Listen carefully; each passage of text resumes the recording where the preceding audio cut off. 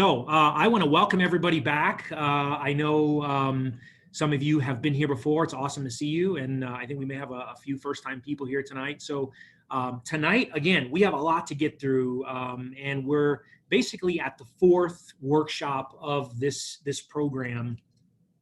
And I'm excited to talk about it because it's something that I feel like is more important than ever as we look at what's going on in the world and kind of where a lot of people are.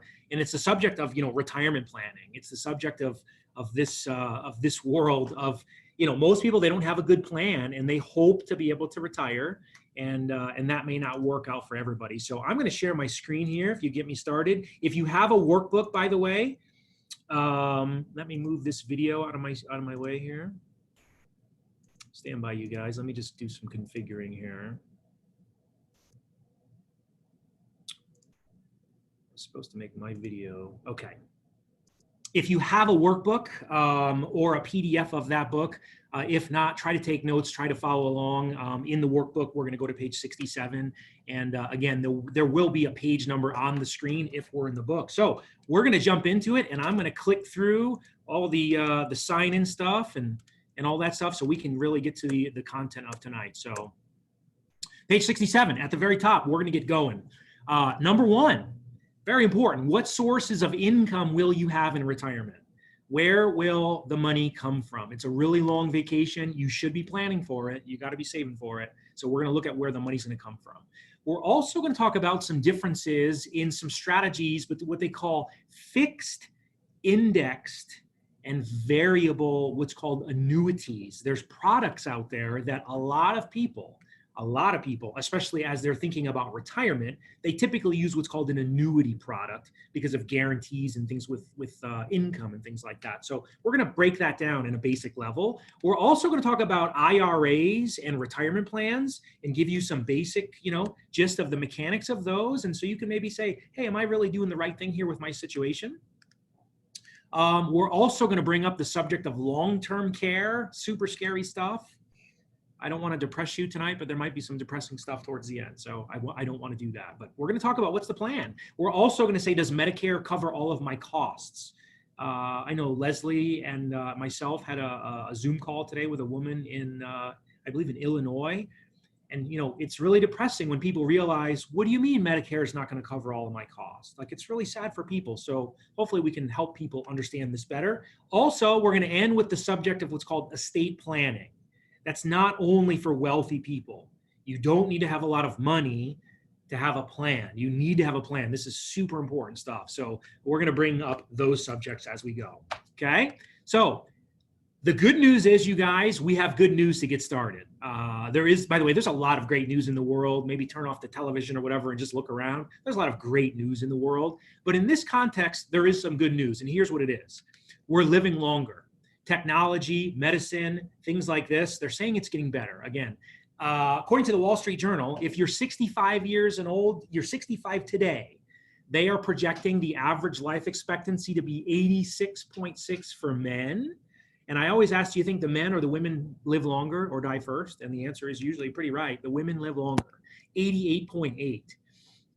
I won't comment as to why I think the men die earlier. I'll let you try to figure that one out, but you can put your mind to that one. Here's the bad news, you guys. Most people are not saving enough for retirement. They're not saving enough. They live in fantasy land, with all these debt payments of 5, 6. I mean, I don't know what the average car payment, I think it's about $500 a month right now. The average car payment, $500. Is the average person saving $500? And some people say they're not even close to it. So it's a problem. So in the reality, the screen says the retirement has less to do with age 65. It has everything to do with the money you have saved. So there's a notion, there's a mindset, there's a paradigm, and my parents taught me this, and they were dead wrong, and I love them to death, but they were wrong. They said you go to school, you get a job, you get a degree, you work for a good company, you save money, you climb the corporate ladder, you collect a gold wristwatch, and you retire at 65. And I said, well, wait a minute, that doesn't exist anymore. That was, I don't know, that was maybe 50 years ago that existed. So it has nothing to do with how old you are. Age is not relevant in the equation necessarily. Depending on how you're doing it, it has more to do with how much money you have set aside. So that's going to be kind of the context of what we're going to talk about. By the way, this part of the workshop, it's a little broken down. It's not going to work out properly if you're filling in the book just because of the way that they did the lines. But I want you to get the gist of it. This is the average sources of income for someone 65 and older, according to the Employee Benefit Research Institute, who does all this research. And here's the breakdown. 38% of their income comes from Social Security. By the way, do you know anything about Social Security? You should write down the web address, ssa.gov, Social Security Administration.gov.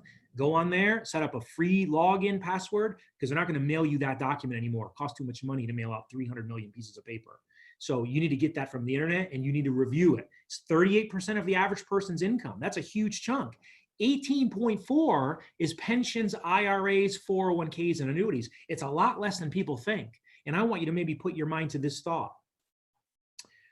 If you have a pension today, should you be nervous about it?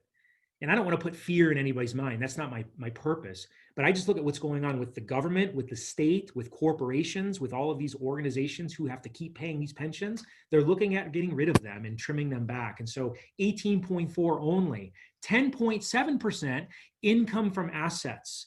You know, what could be a good example of that? There's actually quite a few, but one primary example people can think about is, hey, maybe you have, maybe you own real estate. You own a piece of property and you rent it out. Maybe that generates a cash flow for you. I tell you, when I was 21 years old, because of this information and some people kind of saying, Rob, you got to do it. I was kind of talked into buying a house when I was 21 years old. And I look back now and I go, man, I'm really glad I did that, because it's a rental and it brings me cash flow. And so it's a blessing to really learn how to do that. Check out the 30.1%, you guys, earnings, which means a lot of people are still working at 65. There's nothing wrong with that. There's nothing wrong with that at all. However, if that's not your plan and you're forced to do it because you don't have enough money, there is something wrong with that.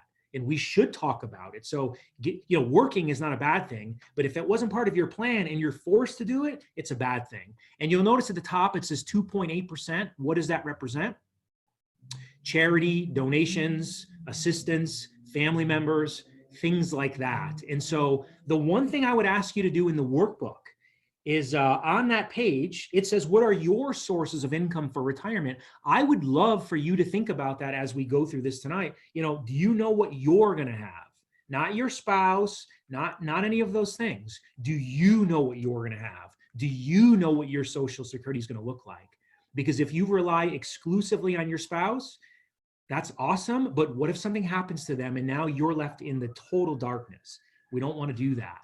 How much can you rely on these things? Especially we see the stock market, a lot of volatility right now, unemployment, 30 plus million, taxes are on the rise, inflation's on the rise. This is going to creep at us. And so we don't know what's going on with our money. We got to look at these things. Do we have other savings? Obviously, many people are touching their home equity and whatnot. And so at the end of the day, just having some thoughts here is what I challenge you to do, and maybe write those down on page 68, okay? So the retirement crisis, it says, has the traditional 401k failed us? By the way, you should do some research on this stuff.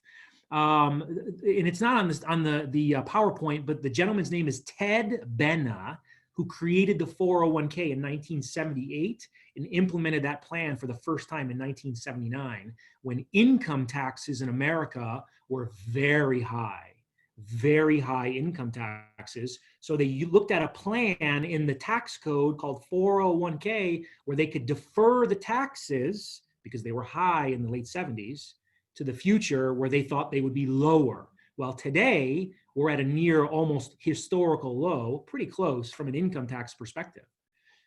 And we have a lot of problems. And so we're looking at the problems with 401k and taxes. It says, do workers have enough to retire? Here's the averages. As of January of this year, ages 40 to 49, the average is 102,000, but the median is 36. By the way, if you're like me, for a minute, I didn't know what the difference of the two was. The median is the midpoint, which means 50% of the people have less than 36,000. The average may be 102, but 50% of the people have less than 36,000. That's a problem. It's a big time problem. Again, think of this as we go. How many things have you put money into in the past 5 years that have gone up in value? Most people spend all their money on things that go down in value. This is a problem. 36,000. 50 to 59, the The median level, about 61,000. Half of the people in their 50s have less than this. This is a crisis. This is a crisis that is going to affect all of our families, and it's a reality check. 60 to 69, the numbers are not much better. So what we need to realize is there's a real problem here, and we've got to do something about it. This is a crisis for most people. So it says you need about $1 million to retire. I don't want to discourage you with that or depress you. Or some people say, oh, yep, here we go. You may never get there, but something is better than nothing. Some effort is better than no effort. And so here's some of the things we talked about in workshop 2. The formula 10-20, if you remember this, it says it's recommended to have a goal of 20 times your current income to have enough for retirement. So it's even the workbook here. It says if your current income is 60,000, how much would you need? Well, according to that, that's $1.2 million. And again, some people say, yeah, right. I don't know anybody with 1.2. I'm aware of that. I do know a lot of people who do have that kind of money. And sometimes it's a little disturbing because you realize there's a lot more than you may think. Because I used to think not a lot of people do. And then I started getting disturbed as I started really looking and saying, wow, some of these people who are a lot younger than me have saved a lot of money and done a lot of this stuff. The idea is self-security instead of social security. The government is going to do their part, but the government is not designed for you to be able to retire. Social Security was designed as a supplement for your personal savings, okay? So again, we would like you to think about that stuff on the bottom of page 68. So I know personally my background of being an airplane mechanic, you know, I would look at some of the terminology on the screen and this stuff, it was like a foreign language to me. I go, what the heck do they mean 401k, 403b? What is that? What's an IRA, Roth IRA? What the heck does that mean? I mean, literally, that's where I was, and it was very frustrating for me. And so hopefully the next few minutes we can spend some time and just give you some basics on these so you get a little bit closer to maybe having a better understanding. And we're going to start with what's called an IRA, a traditional versus a Roth. By the way, what does IRA stand for? Individual Retirement Account. Some people have some other terminology. It's Individual Retirement Account. The difference, there was a traditional account, and then there was a senator named William Roth who said, we want to give a benefit to the American people, and they named it after him. And here's the difference on page 69. The traditional IRA, you get some deductions. So let's say I save $1,000 this year into a traditional IRA, and I make $50,000 at my job. Well, according to that, I would only pay tax on $49,000 because I would get to deduct it with that tax deduction. So that's a benefit for a lot of people. The Roth IRA, on the other hand, no deduction. I put $1,000 in that Roth, I make $50K, I pay tax on $50K or whatever your income is. Okay, so let's see how this turns out. What's called required minimum distributions. These have been waived for this year because of the pandemic coronavirus crisis, but there's a thing called the RMD, required minimum distribution, and it is 72 years old. So what happens is this: you win the lottery, you make a great business, whatever it is, and maybe you don't need the money from your IRA. By 70 and a half, the IRS puts a gun to your head and they go, hey, Michael, you're going to take that money. And here's why: because if you don't, the penalty is 50% of what you're supposed to take. So you're going to lose half of what we would force you to take. Nobody's going to do that because the only time they can tax it is when you take it out. So I want you to think about that. The Roth IRA, no requirement. They don't care. You can do what you want to do. You don't need to touch your money. A little bit more flexibility. The earnings, however, again, the traditional, all of that money, because it was what's called tax later, tax deferred. It's taxed at withdrawal. This is the farmer who did not want to pay tax on the seed. He wanted to pay tax on the harvest. And I'm not saying it's good or bad, but you got to really think about that. That could be a lot of tax. You save $1 million in your 401k, how much can you take out? Because you cannot get $1 million. You cannot get 900,000. You can't even get 800,000 because you owe the federal and state government income tax. Big time point. The Roth IRA, it is not taxed unless you take it early, which is defined, by the way, I know this is a lot of information, but this is defined by the age of 59 and a half years old. If you take money from those plans early, there's a penalty. This year, again, they're waiving that penalty, but you shouldn't be touching that money unless it's a real crisis, okay? So this is what's called tax deferred versus tax advantaged. tax later versus tax never. Again, I'm not a tax advisor. I feel like I know enough. But at the end of the day, one of the problems that the average household has, out of 100 households, you guys, 90 of them have a problem that the majority of their retirement money is in tax deferred accounts. And the federal government is going to determine those tax rates in the future when they have a big time debt problem and all this stuff. So a big time tax concept of tax deferred versus tax advantage, okay? So bear with me tonight because I know it's a lot of info. So there are two primary types of plans in the world, okay? Really, one of them is the dinosaur, but the two are what's called a defined benefit and a defined contribution. So think about the words, okay? If it's a benefit plan, it says it's a traditional pension on the left-hand side of the screen. So it makes sense. A benefit is something it sounds like the company is going to give that to me. They're going to give me a benefit, a pension. That's the old school way.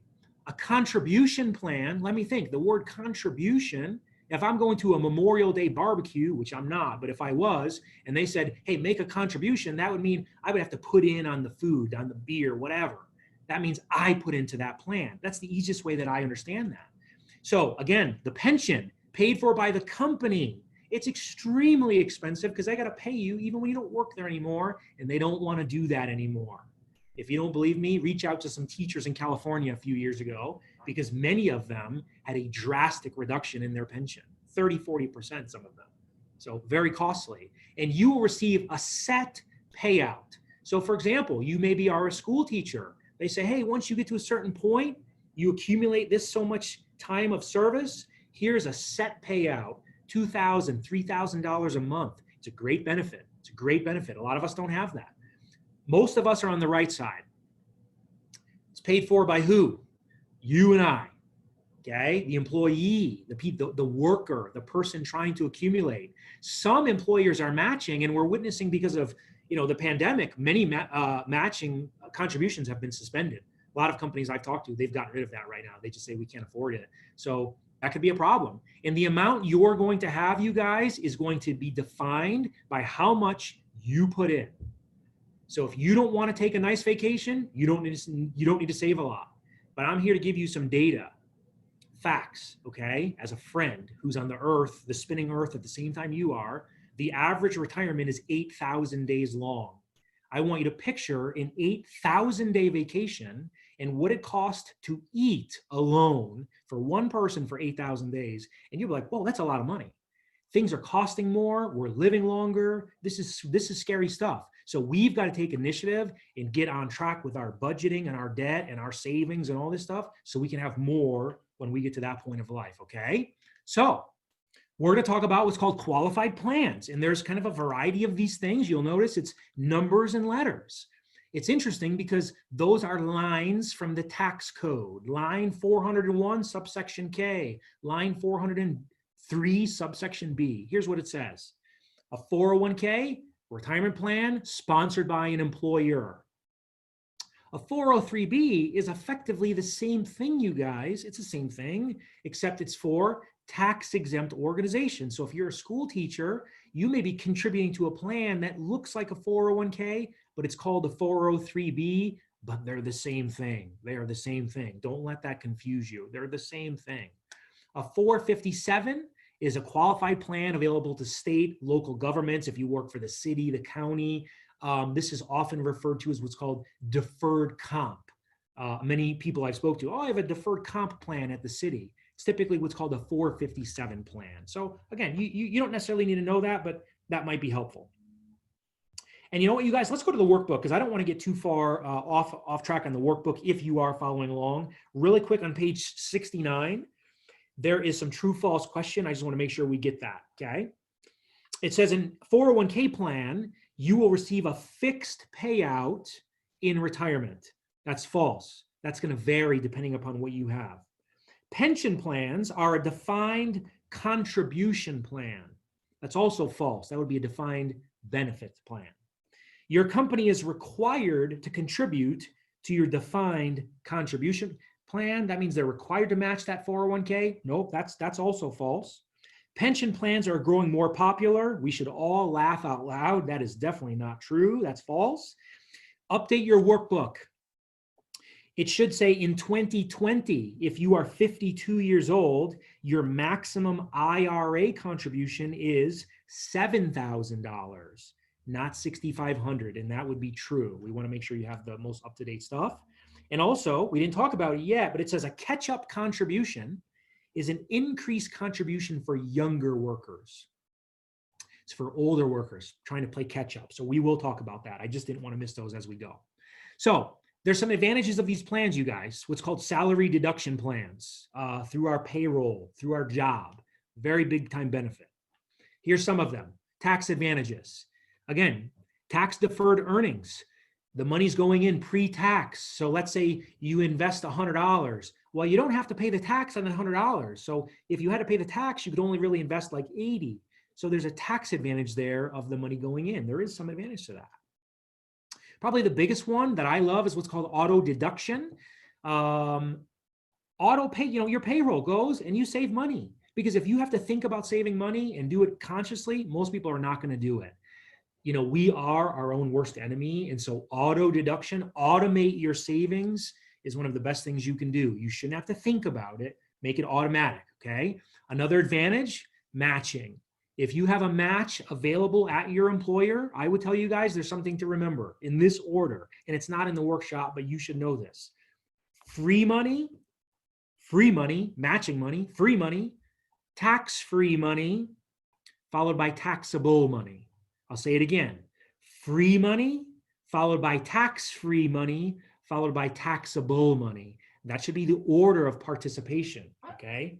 Very important because most people do that wrong.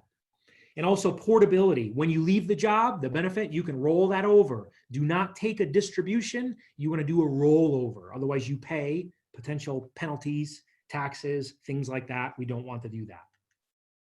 Okay. We're going to very quickly, talk about small business retirement plans because some of you may have access or may have heard of some of these. The two most popular on the screen, what's called a simple IRA and a SEP IRA. A simple, again, is a small business. So let's say you run a landscaping company with 5 people, 10 people, 20 people, 50 people. Some people say, I want to set up a 401k for my business. No, you don't. You want to set up a simple IRA because it's way more cost effective for small businesses. If you're a giant business, yeah, you probably need a 401k. But a small business plan called a simple IRA, it's a great plan. Again, the employee can put up to $13,500 with a $3,000 catch up if they're 50 years or older. So that's a lot of money, $16,500 a year people can save. A SEP IRA, this is like a real estate agent. This is like a business owner. This is like, a lot of people who work for themselves. They're self-employed. They're an independent contractor. They may not have access to an employer-sponsored plan. It's funded by the self-employed, and employees cannot contribute to these. So it's interesting, if a self-employed person has an employee, the self-employed person can contribute to that plan for the employee, but the employee cannot. It's just a rule of the IRS. But what you need to know is that there's plans available. What we find is hairdressers, real estate agents, insurance agents, financial agents, all sorts of people in that world, CPAs, whatnot, small business people. They normally don't set up something because it's not offered through their employer, and they often don't do this right. So it's really important to know. A Keogh plan is, again, for self-employed or unincorporated businesses. It's a lot more difficult to administer, so you really won't see a lot of these. However, people can save up to $57,000 a year into those plans. So again, using to know for small businesses, there's things out there. We want to make sure your book is updated. If you're not taking notes on your book, maybe you can just write down the 2020 numbers on the screen here, because we want people to know what the numbers are. If you have a job, if you want to put money into an IRA, so on and so forth. We want you to know what those are, because typically every couple of years, they will slightly go up a little bit. Okay, so I'm going to pause for 30 seconds and sip some water. Maybe you're writing that down, maybe you're not. It's a tough job giving these workshops, I tell you. So hopefully you guys are hanging in. I know this is a lot of information. So, so these are some of the numbers, okay? On the following page, actually, hang on, it says complete the exercise, so make sure we didn't miss it. We've already done those true, false, okay? On the next page of 71, again, this is a reference guide for you. You may have a friend, a family member who's leaving a company, they have a plan, and they say, hey, can I roll over this into that? Can I put my 401k into a Roth IRA, for example? There are a lot of rules. And by the way, you guys, this is a general form. The government is making a lot of changes right now. And so the one thing I would say is use this as a reference if you need it. But again, the IRS is making a lot of changes. And so please don't take this as the gospel, because they are making a lot of changes right now that we need to be aware of. And so just for you to have it as a little reference in the book there. Okay, so let's go to the top of page 72. And we're going to answer these questions, and then we're going to get to the benefits of a rollover, what's called IRA, when you roll it from one account to the other. So the top of page 72, it says employees of public schools, universities, and hospitals, those organizations can participate in what? The answer is 403B, because it's for tax exempt. Can a federal employee participate in a 457 plan? That is yes. Can an employee make contributions to a SEP IRA? That is no. And can an employee make a contribution to a simple IRA? That is yes. Again, I know that seems complicated. We don't expect you to be a guru, just some basic stuff, okay? But there's benefits of when you have an IRA, of doing what's called a rollover, okay? 4 primary ones. Number 1, you can continue the tax deferral. You have a job, you just lost your job. You have money in that account, you're tempted to take that money out. If you take the money out, you got to pay tax. And I know because of the situation, they're going to allow you to defer it for 3 years, but you got to pay the tax. If you don't take it out, you do a rollover, you can continue the tax deferral. So that tax is not owed yet. That might be a benefit for you. This is a huge one. You can usually increase your investment options. 401ks, IRAs typically tend to be very limited in their investment options. I ask people, hey, how did you pick these investments? And they go, there's only 3 or 4 to choose from, 10 to choose from. I go, oh my gosh, that's not good. You need to have a lot to choose from. So we like people having a lot of choices, potentially lowering the fees. I like that. I'm not necessarily against paying a fee if I'm getting value for it. But if it's a really high fee and I'm not getting anything, what the heck? A lot of people don't know. We got to look at that. And also simplification. We meet people, I've met people, they've got accounts all over the place, 5,000, 10,000, 2,000, and people forget about them. And then something happens to people, and then literally that money gets lost into the lost money property fund or whatever that thing is called. And it does exist, you guys, because I've had clients that's happened to. And so we want people to ultimately control their money, okay? So let's look at the workbook on page 72, and we'll do that little rollover chart real quick. It says, can you roll over a traditional IRA to a Roth IRA? The answer is yes. What about a Roth to a traditional? It says no, and for the technical purposes, it's no, okay? There are some exceptions to this. Can you roll over a simple IRA to a SEP IRA? It says yes, after 2 years. And can you roll over a SEP into a simple? It says you cannot. So again, you may not need to know that, but maybe that's helpful, who knows? So let's talk about what's called an annuity. And an annuity, it took me a long time to really understand it. You ever see somebody who wins the lottery or something like this, and they win, $20 million, and they go, okay, I don't want all that money because I got to pay all that tax. And so what happens is they say, give me a payout for the next 20 years, the next 50 years, whatever it is. That is an annuity. They put the big money in a pot, and it pays out a monthly or annual amount. So in a technical sense, it's the opposite of life insurance. So on the screen, it says in life insurance, if you die, your family benefits, you pay a small payment. Think about it. Life insurance, you pay a small payment. Something goes wrong, the insurance company pays a big payment. An annuity is the opposite. Typically up front, you deposit a big payment, a rollover, a 401k, an IRA, something like that. And then in return, you get maybe a monthly check and whatever. If you set it up the right way, you could get it for the rest of your life without losing control. So it's a really big thing for people to learn, because we need to have a guaranteed stream of income when we retire. Most people's retirement income right now, if they look into the future, outside of their Social Security, it's a question mark. They do not know what they're going to get, and it's not predictable with any sort of guarantee.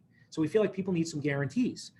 There are three types of annuities, three types of investments in reality. It's a very simple concept. Fixed, indexed, and variable.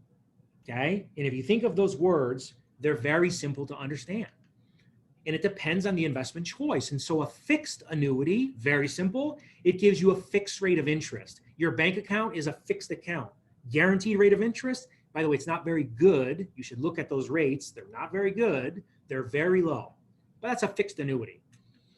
An index annuity essentially looks at a stock market index. And if that index goes up, your account goes up. However, if that index goes down, because it's what's called an indexed account, your account does not go down. There's like a safety net in place. Probably the most popular thing people are doing for 10, 15 years now, we've seen indexed products. Variable is just like it sounds. Variable, big question mark. It's going to depend on what you choose, how your investment performs. Maybe you make money, maybe you lose money. That depends on you and how you have that set up. So it's important to understand, okay? By the way, there's some questions in the book. We're going to do it on the bottom page 72. I want to get it just before we miss it because we never really talk about it. And it says the S&P 500, which is another stock market index, which is on the screen, may better reflect the U.S. economy than the Dow Jones, which is another stock market index that we look at in this country, because A says, well, because the 500 tracks 500 companies versus 30, that's actually true. B says, because 500 represents a greater cross-section of the economy, that's also true. So the answer is all of the above. Most people, when they look at, hey, how is the stock market doing? They are looking at what's called the S&P 500. I just recommend maybe you Google that, S&P 500. If you have an iPhone, it's built into the iPhone. I mean, literally, it's so common. It's the most common index that people use, okay?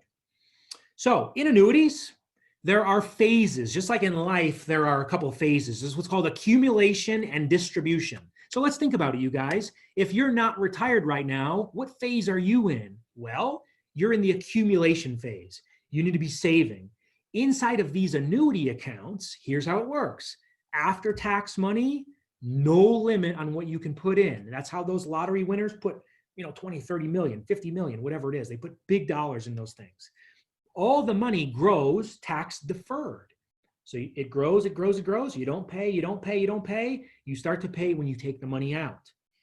The distribution of these is where it gets really unique. And I don't want this to confuse you. I'm going to do my best just to explain these ideas.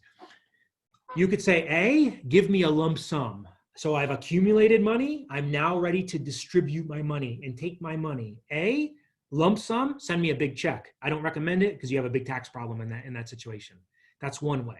Another way is what's called lifetime income, where you could say, hey, I don't want to take a lump sum, but I do want money every month or every year for the rest of my life, even if I live a really long time. That's what most people like. They say, I want lifetime income because you can never outlive your money. Or you could say, pay it over a certain period of time, 5, 10, 20, 30 years.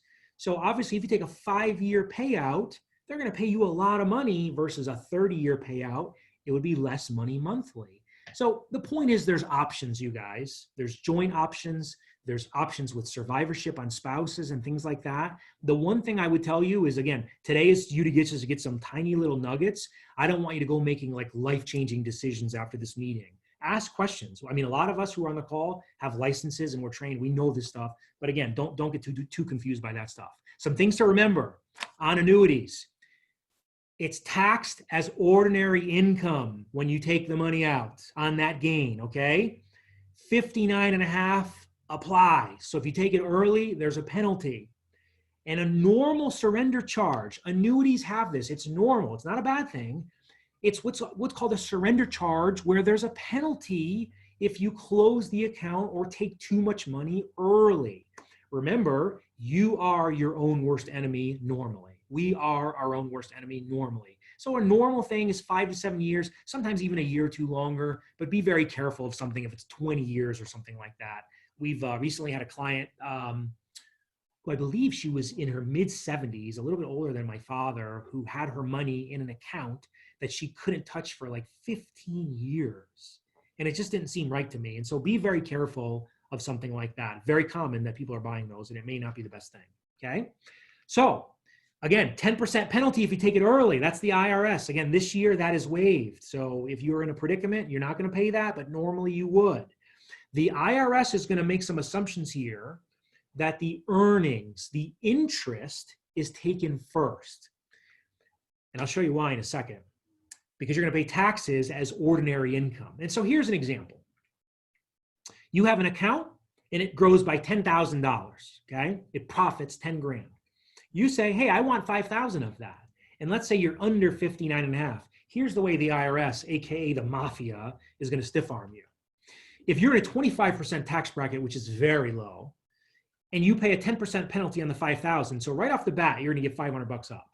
So you only receive 4,500, but here's the kicker. You pay tax on the initial amount, even though you don't get it. So the tax at a 25% tax rate is $1,250. The sum of those two is $1,750 to take out 5,000. So again, people have got to be very aware of this if they're taking money out, because many people, they're very naive and they just say, oh, I'll deal with it at tax time or whatever. It can be very costly and it can set people back. And again, the last thing we want people having is an IRS problem or something like that. Okay. So some advantages of rolling a 401k into an annuity. Let's say you leave that job. Hey, Rob, I've got a 401k. What do I do with it? Maybe an annuity is a good thing. And here's why. Guaranteed principal, maybe one of the most strongest points out of them all. You can pour concrete under that number when you put it into an annuity. So when someone leaves a job, a lot of people are concerned of losing money in a bad investment or something like that. Well, if you use the right sort of account, you can guarantee the number. That's a pretty good thing for a lot of families. Flexibility, again, potential to change your goals, depending on your situation. That's kind of a big thing. Maybe you should be in the market, maybe you shouldn't, depending on your situation. Again, income protection, because I've always said to people, you know, outside of what if you die too soon, but my real fear is what if you live too long? You know, what if you live till you're 97 years old and you thought I'd be dead when I'm 80? I mean, a lot of people experiencing that and they're literally outliving their savings. And so it's a really serious thing for us to think about. And a death benefit protection. Again, money in an annuity when you pass away is paid as a death benefit. So there's some tax advantages with that for us to think about, okay? Let's go to the top of page 73 just to make sure I'm not missing anything in this workbook. And again, if you feel like I'm going fast, I sincerely apologize, but there's a lot for us to talk about. So I don't want to get run out of time here, okay? Top of page 73. How much money can you put into an annuity? The answer is D. There's no limit, any amount you want. Contributions in annuities grow tax deferred, pay tax later. However, the distributions are taxable. You're going to pay tax. The investment performance, it says fixed and indexed. Those are guaranteed. Fixed and indexed, no risk. Can't lose money, so there's guarantees. Variable, just like the word is, no guarantee. We're not so sure about that. There's a big risk there, okay? The question under that, it says Bill is 58 years old and he's considered buying an annuity with a 10% interest rate bonus, free money, and a 10-year surrender charge. Should he buy it? We think the answer is, well, it depends, but the answer is C. Maybe he should find something with a shorter period, because if he's 58, maybe he can't get to it till he's 68.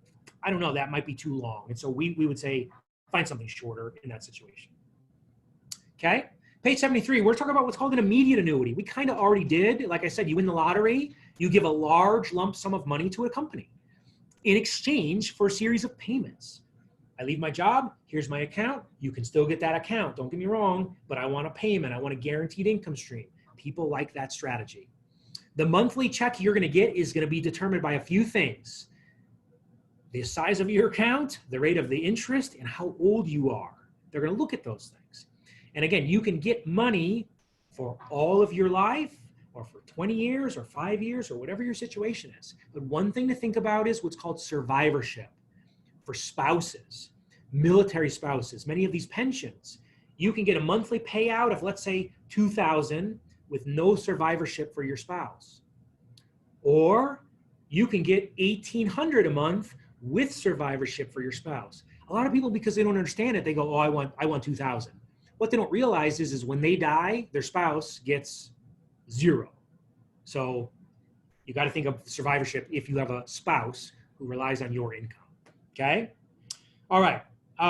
The bottom of page 73, a couple of questions real quick. It says Mary puts $200,000 into an annuity and it accumulates a $100,000 gain, resulting in a total value of $300,000. Mary decides to take out $150,000 at age 60. If she's in a 30% tax bracket, what is her tax liability? Well, 30% of $150,000 is $45,000 is the answer. That's a lot of tax to pay, so that may not be smart. Tony is 65 years old and he wants to retire. He chooses lifetime income, so he's going to get it for life, with what's called 20 years period certain. So if he dies early, it's going to go for at least 20 years. That's what that means. If he dies at age 73, which is, let's see, 8 years into it, how long will his spouse continue to receive the payment? The answer is 12 years, because he got it with at least 20 years for sure. So sometimes the terminology we see is confusing. We have some individuals right now dealing with like state pensions and things like this. It's very confusing. And so again, sometimes maybe this terminology will be helpful for you. Okay. All right. We are not going through an example. We're going to jump right into long-term care, you guys. We're going to talk about long-term care, Medicare, estate planning. This is real stuff here.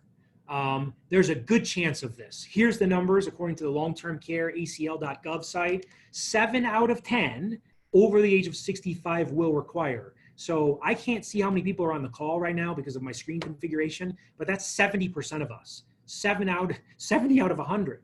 That scares me. You know, our parents, our family members, things like that. The scary part is 4 out of 10 are between the ages of 18 and 64. So you don't have to be old. I have a personal testimony. I hurt my back several years ago. It woke me up in a major way because I go, oh my gosh, I'm having a hard time putting my own shoes on. So it's a real problem that we're all facing, this longevity problem. And so long-term care, I didn't mean to change the screen, but long-term care is really the strategy that people have in place to deal with this. So what is it? What is long-term care? Long-term care is the help that you get when you are not able to perform what they call the basic activities of daily living. And here is a list of what they call the 6 ADLs, activities of daily living. So essentially, you cannot do 2 out of the 6. Maybe you can't dress yourself. I'll tell you, a good friend of mine, very good friend of mine, sad story. He went through a couple of issues and he ended up slipping and falling while he was in Costco on like a wet floor. I don't think he sued them or anything like that, but he slipped and fell and he was in a sling. He was in a sling when he fell. So he fell and he couldn't really catch himself and he really kind of messed himself up. And he called me and he says, you know what, Rob? I had to have my girlfriend, I'm not going to name her because somebody may know her on here. I had to have my girlfriend come over and help me take a shower and help me put my pants on. He says, because I want you to try to put your pants on tonight or tomorrow and pretend your arm is in a sling. And you're 63 years old. He goes, it's not very easy. And so this is something that a lot of people face as they get older, whether they get hurt or just something goes wrong in their health. And a lot of times we don't think about it until it's too late, or we think our insurance, our health care is going to cover this stuff. It's often associated with older people. But again, I've got some stories and things that we can share with you. This can happen to anybody at any time, an accident, an illness, an injury. So again, we've got to have a plan to address, well, what do we do if we get sick like this? This is some of the scary stuff on page 74. You can fill this in the workbook. I'll pull up all the numbers so you can write it if you're doing it. But the numbers are staggering. If you've ever dealt with a family member who's had to deal with any sort of care facility, the costs are, I mean, it's very scary for families who say, hey, I'm behind on my savings. I'm still in debt. A lot of people say, well, no, Rob, my friend is getting taken care of by the government. Oh, I understand. Those people are probably on what's called Medicaid. They have no assets. They don't have anything. You have to be in very like poverty situation for that to be the government taken care of.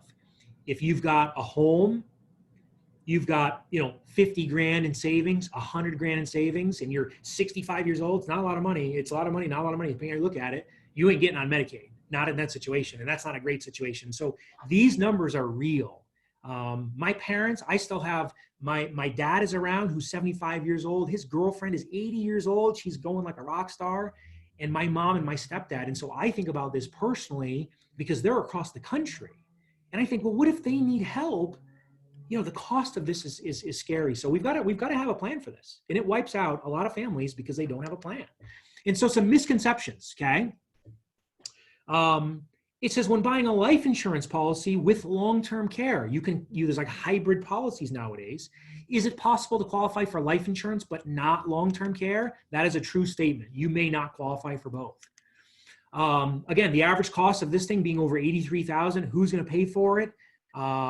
If you've got retirement savings, it could deplete it pretty quickly. And I've seen it happen to a few people. Some risk here of developing Alzheimer's. Again, because by the way, the reason we share some of this, because our movement, our education, our mindset, our passion is about health and wealth. I've been saying to people for a few months now, I feel like we're wealth care workers, because I'm not a healthcare worker. I've never been trained in any of that, but I feel like we are wealth care workers, but there's an overlap with health and wellness and all this stuff. If you look at the risk of developing Alzheimer's disease, 65 is 1 in 9 and 85 is 1 in 3.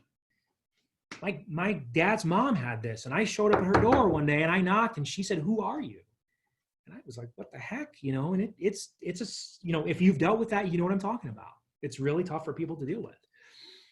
If you have very few assets and you live on Social Security benefits, you got a little bit of money, but you live on Social Security, should you maybe consider having long-term care?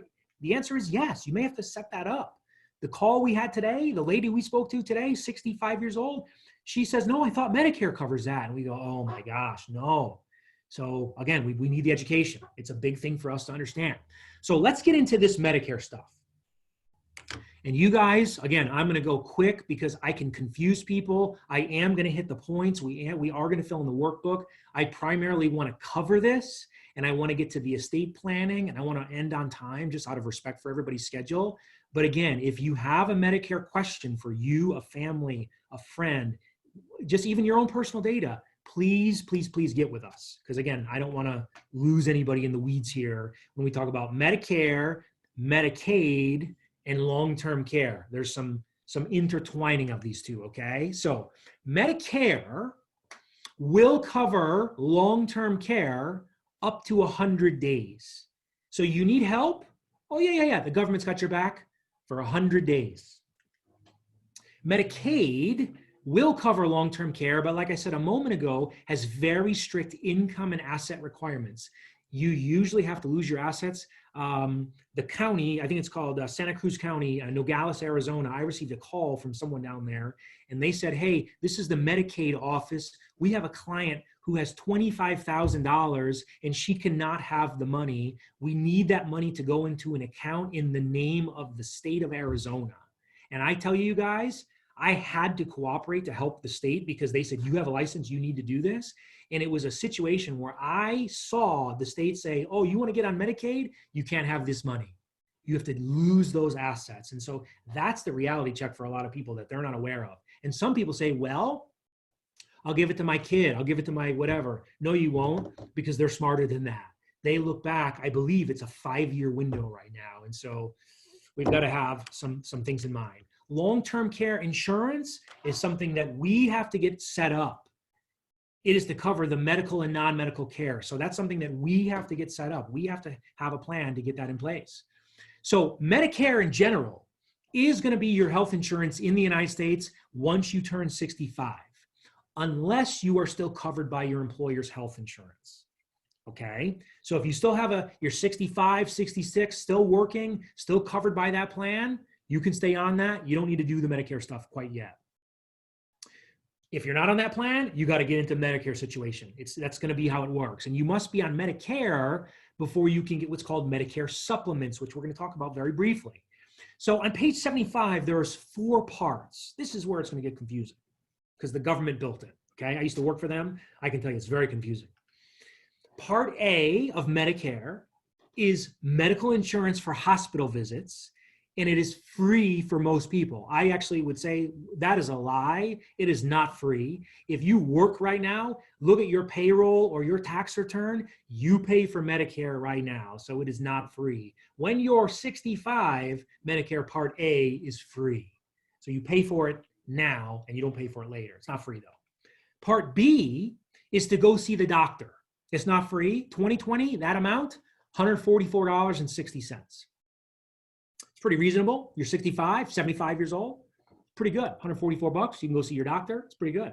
So you would think after A and B would come Part C, but we're going to throw the curveball at you here. We're going to jump right to Part D as in David for drug coverage.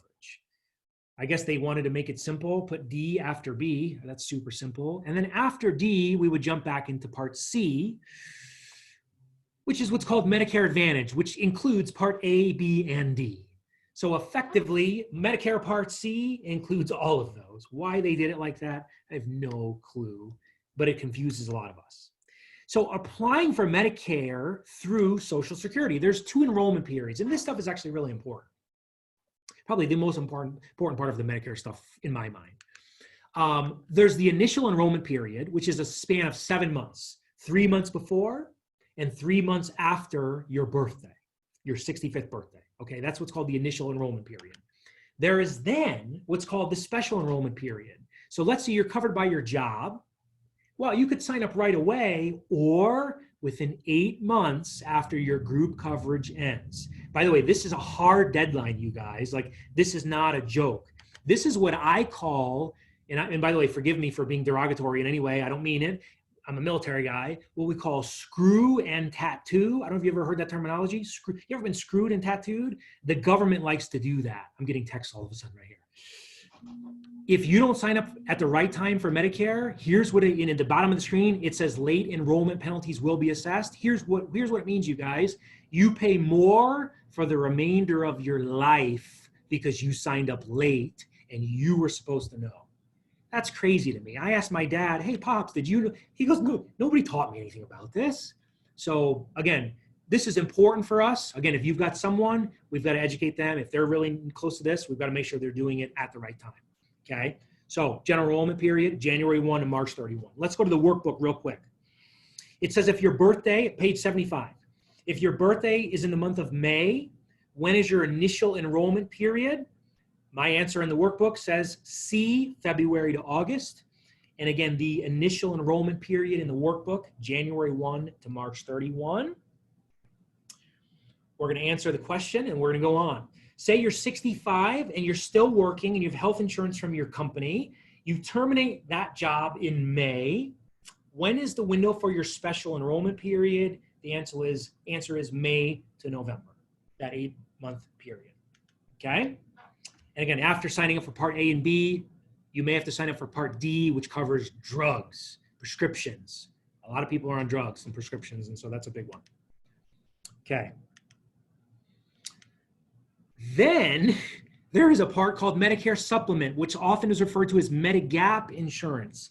It fills in the gaps. That's the easiest thing to understand. And it will cover you if you some of these other things, because if you think about it, Medicare doesn't cover your deductibles, co-pays, and if you leave the country. So let's say you go to Mexico, you go to Rocky Point, you go somewhere, you may need Medicare supplements to supplement that coverage, okay? Medicare Supplement, however, doesn't cover long-term care, dental, vision, hearing, eyeglasses. So the reason we share this, you guys, is there's a lot of costs, healthcare costs that all of us have in the future. And we need to have a strategy to minimize the bleeding, okay? Excuse me. Give me a second here. So I'm not choking. The basic benefits are standardized, which is really important. So at the end of the day, you guys, we tell people to buy the cheapest plan. If you go to Mutual of Omaha or ABC, XYZ, buy the cheapest one because the benefits are regulated by the government. So you should really buy the cheapest one. That's what it's about. They got to give you the same benefits. Okay. Page 77 is a Medicare supplement plan little guide. However, there are some changes to it. Okay. There's a lot of changes going on in this world. But again, we want you just to have a little quick reference guide for you to maybe view here. Let me go on. well, actually, why don't we answer the rest of these questions, and then we're going to jump to the estate planning stuff, and we're going to wrap up. It's the top of page 76, you guys. It says Medicare supplement pays for basic dental and vision. The answer is false. It does not. You're going to have to pay for that. Medicare benefits of Medicare supplement differ from one company to the next. That is actually false. Like we said, they're standardized. They've got to be the same. Which Medicare supplement provides the most coverage? The technical answer in the workbook, you guys, is Plan F, C, but it's discontinued, so that's no longer true. And so again, the technical answer is C, but the appropriate answer moving forward would actually be Plan G right now. Okay, I know that's changing for people. Just to make sure we get all these lines filled in, because I want to go on. It says when it comes to Medicare insurance, if you think of PPO versus HMO, do you guys know the difference in the two? Like on the screen, it says HMO, you go to an in-network doctor who they want. That would be Medicare Advantage.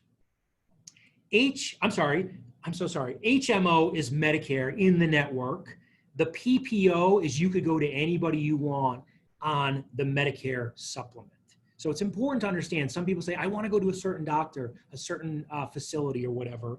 They need to understand it may or may not be covered on that plan. And which typically costs more? The answer is Medicare supplement, okay? I know some of you, because I could care less about Medicare, I'm far away from it. So I'm gonna click through this because we just said all that stuff. So page 76 as well, we'll fill this in regarding retiree healthcare costs. Again, some depressing data. The average lifetime retirement healthcare cost for a 65-year-old couple, $285,000. Some people start chuckling when they hear it.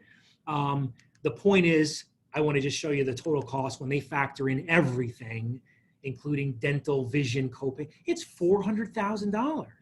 And I'm thinking, there's no way in the world. So our health is extremely important, and our wealth is pretty important. But your wealth isn't worth anything without your health. And so I really think this stuff works together. We need to keep these costs down and do our part. So again, rethinking this the best we can, okay? So let's just do the yes and no at the bottom of page 76, and we're gonna wrap up. It says, can you get Medicare supplement coverage while retiring and living overseas? That is yes, you can with the Medicare supplement. Will Medicare Advantage cover you if you travel outside of the network or the state? The answer is it depends. Really, it does depend on the plan. And do all Medicare Advantage plans have the same coverage like Medigap? That is no. Okay, let's go on. Really quick area we like to talk about is your real estate. Some people have a big house, and I'm not for it. I think we have someone on the call that they have 10 children. I mean, it's exciting. It's so cool. And you probably need a big house, but a lot of people, like my brother, who I love to death, has this giant house, just him and his wife. And what people realize as they get closer to retirement, many times they regret it. So, one of the things here, it says, do you still need that? So just thinking about it, easier for upkeep, lower maintenance, closer to the doctor. There's a lot of reasons. I don't necessarily think you need to write those down, but it's just something we ask a lot of young people, especially, to think about as they're buying a house. Do you really need this big house? Some people get a little bit carried away with it. And again, just something to think about as you're getting older, okay? So the subject we are gonna end on, and an important subject, is what's called estate planning. I don't know if anybody here has any positive or negative experience with it, but I'll tell you, it usually is a negative experience that most people experience when it comes to estate planning. What is it? What is estate planning? It is the process of determining the distribution of your assets upon your death. Nobody wants to talk about it, but I'm going to pass away. And so I want a plan. I don't want that money. I don't want stuff to get lost or whatever. So it's a plan. It also covers the management of what's called your professional affairs. What if you have an accident? What if you're in a hospital? What if your family member has to make a decision for you? And I know all of us are thinking, oh yeah, that's not going to happen to me. I know. We've all said it. But I tell you, I know a lot of people that it's happening to. I know a lot of people that have passed away recently. I know a lot of people that are going through a crisis in one way or another right now with this stuff. And so we've got to have a plan. One thing I want to point out in the workbook is on page 79 and 80 here on the screen. you know what? I really like page 79 and 80. I want you to read those. I really would like you to read those because it goes through what is a will? What is a trust? Do I need a will? You need to get a little bit of basics on that. So there's a lot of great bullet points in there. For the sake of me not trying to read to you through two paragraphs here, I'm not going to do that. I don't do that even in the live classes. I really recommend you read 79 and 80 for homework, okay? But what is an estate? It's everything you own minus what you owe. So if I came into your world and you were no longer in it, and I took everything you own, including your iPhone and your personal belongings and your jewelry and your furniture, and I sold it all at a market value, and I then paid off all the debt, how much would be left? Because that is your estate. A lot of people, they start laughing. They go, hey man, my estate is zero. I don't have nothing. And I say, well, I don't know if I'd be bragging about that. That's nothing to be proud of in the richest country in the world, where there's more knowledge than anywhere in the world. That's nothing to be proud of. Everybody has an estate. And so I don't care if it's, $50. We got to have a plan for it. And so everything you own is included in this. So therefore you need a plan. So page 81, let's go through this little worksheet, okay? Help you with the bullet points. It says, to ensure my property go to whom I choose when I die, I can make a simple will. Everybody needs a will. You should have a will, especially if you have kids, especially if you have a family. If you're single, that doesn't mean you don't, but everybody needs to do it. Most people with kids, it's got to be a high priority. You got to get on top of this stuff. Number two, to avoid what's called probate. Some people say, what the heck is probate?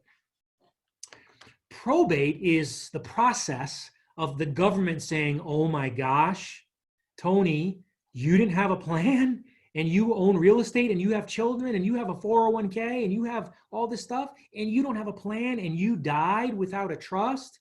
The government says, we have a plan for you. And that is called probate. And that is when they determine how it will go. And by the way, there's a lot of expenses and costs that the family will pay when you go to probate. By the way, if you want to learn about probate, you should look into the musician Prince, Purple Rain, Party Like It's 1999 guy. That family lost, I believe it's like 60% of all the assets when he died. It's unbelievable. Some of the stories of Prince, Heath Ledger, Marilyn Monroe, Joe Robbie, the former owner of the Miami Dolphins, Elvis Presley. There's so many celebrities that just, Robin Williams, these people died without it. And the family really got in a bad spot. I'm sure they're okay, but it's not the best spot, okay? Number three, I would not want my family to try to have to make decisions for me so I can fill out what's called advanced directives. I can put that in writing in a digital vault or something like this or in a file cabinet and say, you know what? If something happens to me, here's what I want. I don't want my family to have to make that decision. Imagine the pressure of your spouse in a bad accident or something and the doctor saying, hey, they're going to be on life support for the rest of their life. What do you want us to do? I don't want to be in that decision. It would be a heartbreaking thing in general, let alone to have that on your heart in that sort of time. No way, no thanks. Number four, I can give an authority to a trusted person to manage my accounts if I'm unable by signing what's called a power of attorney. Maybe you can't sign, you're unable, someone can sign on your behalf. That might be a good thing to have in place. Number five, to protect my children, I will name a legal guardian. And by the way, please let the guardian know about it. I was named someone's legal guardian and they didn't even tell me about it. I was kind of pissed about that, They should have told me. I'll be there, but they should have told me. Okay. Number six, to make sure all of my investment accounts, I should say all my accounts, bank accounts included, go to the person I specify, I can update and register my beneficiary. Guys, please make sure you have a beneficiary on every account that has money in it. Please do that for your family. Checking accounts included. Your spouse cannot get to your checking account if they're not on there. Some people say, no, that's not true. Okay, good luck. Please make sure you have this stuff and please make sure it's updated, not your ex-boyfriend or something like that. Number seven, to protect my children, their education, and cover my debt, I will evaluate the correct amount of life insurance. That's part of an estate plan, big part of it, okay? You gotta protect your family. Number eight, this is a little bit out of date because it is not 1 million, but there's a rule called estate taxes. Depending on how much your estate is valued at, you could potentially face up to 50% of a tax rate when you die. Again, it's a lot of, you got to have a lot of money to pay that, but people need to know it's aware, but it is not 1 million anymore. I can direct a portion of my life insurance proceeds to go to pay for my final expenses, burial, cremation, funeral, things like that. You should have that pre-allocated. I don't want my family to have to figure that out. You can have it done ahead of time, you guys. A lot of peace of mind when you have this done, by the way. You can sleep at night. You go, you know what? I'm not so worried. At least if you're worried, you're not worried about this stuff. And number 10, to ensure everything is handled according to my wishes, keep everything in a safe place. Please, please, please. A safe set of instructions for your family where they know what to do. A couple more. If I own a business, you need what's called a succession plan. And if you have a business partner, you potentially need what's called a buyout agreement. If you die, what happens to the business? If you die and you have a partner, what happens to the business? These are arrangements that people need to make. And I don't care if it's a 2-person business, they need to have that in place. And number 12, again, everything in a safe place. We recommend digital vaults and very secure places nowadays you can secure and store all of your data. So anyway, I'm gonna click through a few slides and we're gonna wrap up, you guys. Some did you know bullet points.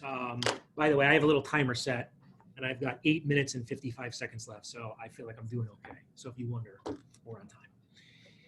Did you know if you leave your assets to your child and the child is a minor, the court will appoint a guardian that will take care of the assets as well as the kid? I mean, if you don't take care of it, that scares the heck out of me. And the kid will get all the money when they're 18. That might be even worse. The kid pull up in a Maserati or something, you know what I mean? And if you don't have a plan, I'm here to tell you, the government does have one for you. You probably may not like it. You may not like it when you think about you and your spouse pay into Social Security from the very first paycheck you ever got. You both pay. When one person passes away, the survivor gets one of the 2 accounts. Where does the other account go? It goes to the government. And you may not like that plan, but that's the plan. And so that's why the education of this stuff is like, what? I didn't know that.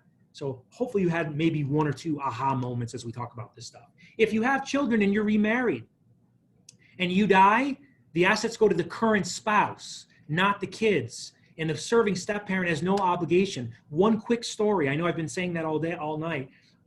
One of our associates here, Ed and I, we were in Sierra Vista. We met with a gentleman who, I don't remember the exact numbers, but his father was dealing with a real illness, I believe called mesothelioma, some sort of respiratory illness, I believe is what it was. And he went through like some sort of lawsuit settlement, and he got like, $500,000, $1 million, $2 million, like a lot of money, something like that.